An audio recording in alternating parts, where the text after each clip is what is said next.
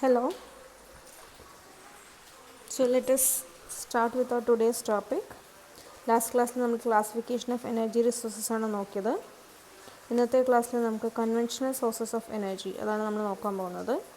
So those natural resources which cannot be produced, grown, generated, and once depleted it will not be available for future needs. So in short it is non-renewable energy resources. Okay. So fossil fuels such as coal, petroleum and natural gas, firewood, nuclear power ഇതൊക്കെയാണ് അതിൻ്റെ examples. അപ്പോൾ ഇതിൽ നമ്മൾ concentrate ചെയ്യാൻ പോകുന്നത് കോളും പെട്രോളും natural ഗ്യാസും ആയിരിക്കും. So fossil fuels, they are the fuels formed by natural processes such as anaerobic decomposition of buried dead organisms. Okay, അപ്പോൾ ഏജ് ഓഫ് ഓർഗാനിസംസ് അത് കാരണം വരുന്ന ഫോസിൽ ഫ്യൂവൽസ്. സോ ബേസിക്കലി അത് 650 മില്യൺ ഇയേഴ്സ് ആണ് പറയുന്നത് കണക്ക്. അതിൽ ഈ ഫോസിൽ ഫ്യൂവൽസിൻ്റെ പ്രത്യേകത ദേ contain high percentages of carbon that includes coil, petroleum and natural gas. So they have volatile materials with low carbon hydrogen ratios like methane. Methane തൊട്ട് liquid petroleum തൊട്ട് non volatile materials ആണ്. അങ്ങനെ അതിൽ ഏറ്റവും most poisonous form of carbon എന്ന് പറയുന്നത് pure carbon like anthracite call. So അങ്ങനെ എല്ലാ രീതിയിലും അത് യൂസ്ഡ് ആണ്. സോ ഈ എനർജി റിസോഴ്സസിൻ്റെ യൂസേജ് എങ്ങനെയാണെന്നാണ് ഇവിടെ പറയുന്നത്. കോൾ എത്ര, ഓയിൽ എത്ര, നാച്ചുറൽ ഗ്യാസ് എത്ര, ന്യൂക്ലിയർ എത്ര, ഹൈഡ്രോ ഇലക്ട്രിക് പവർ എത്ര. ഓക്കെ, അപ്പോൾ ഓരോന്നിൻ്റെയും പെർസെൻറ്റേജ് ലെവൽസാണ് കാണിച്ചിരിക്കുന്നത്. ഇനി കോൾ എന്ന് പറയുന്നത് it is the largest source of fuel for electricity production and it is also the largest source of environmental harm. Oil basically oil എന്ന് ഉദ്ദേശിക്കുന്ന പെട്രോളിയം തന്നെ. It is basically use for transportation but also for power production, heat and also feedstock for chemicals. Natural gas basically ഒരു clean burning fossil ഫ്യൂലാണ്. നമുക്കറിയാം നമ്മുടെയൊക്കെ വീട്ടിൽ use ചെയ്യുന്ന liquid petroleum gas അല്ലെങ്കിൽ LPG, mainly four cooking and also in the case of commercial cylinders available ആണ്. So they are basically used in industrial processes.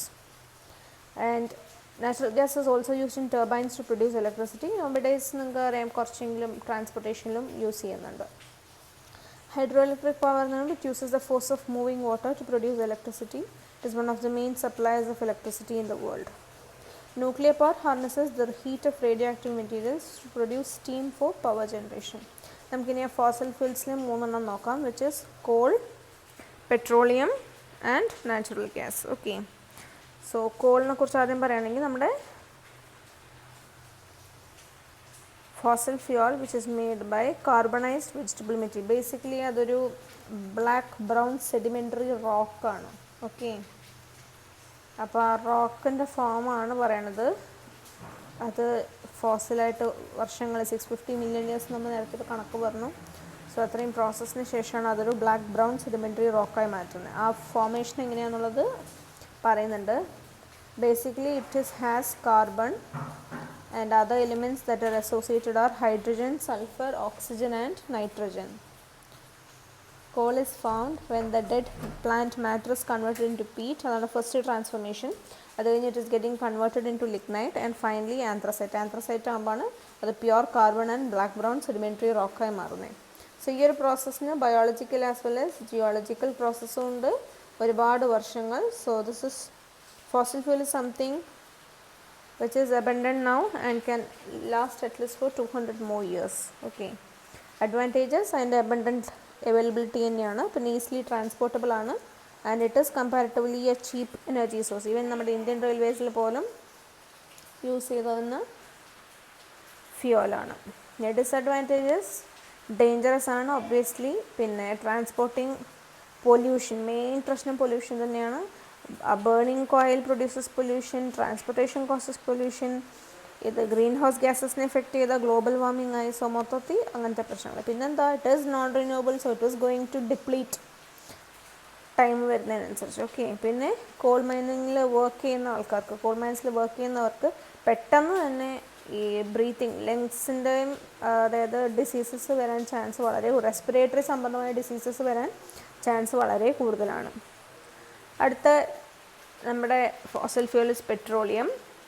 അണ്ടർഗ്രൗണ്ടിലാണ്, thick and black as ടാറാണ്. അതിന് ഒരുപാട് levels ഉണ്ട്, ഒരുപാട് ഫ്യൂൽസ്, ഒരു process വെച്ചിട്ടാണ് നമുക്ക് ഗ്യാസലിൻ, കെറോസിൻ, ഹീറ്റിംഗ് ഓയിൽ, അങ്ങനെ LPG വരെയുള്ള ഓരോ ഇതും കിട്ടുന്നത്.